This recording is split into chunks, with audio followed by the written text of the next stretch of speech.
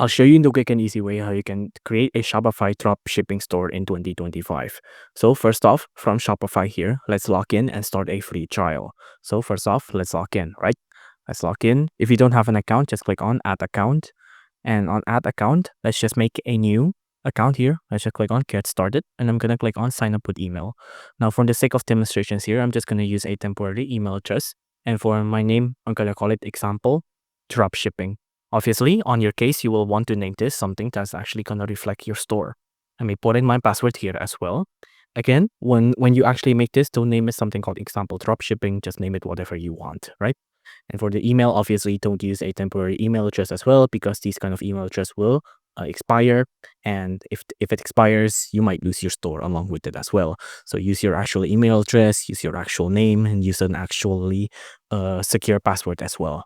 Now on here, we want to do an online store, right? Click on online store because we want to sell on an online store.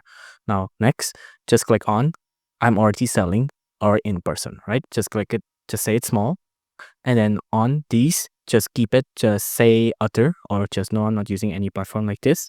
Now on here, make sure you click on drop shipping products because we want to make a drop shipping store, right? So just click on drop shipping product and then click on next.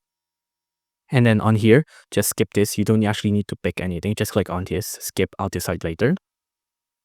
Just let it load. And that's it. You're all set. Your Shopify store is now made and ready to be used for dropshipping. If you enjoyed this video, please do consider liking and subscribing.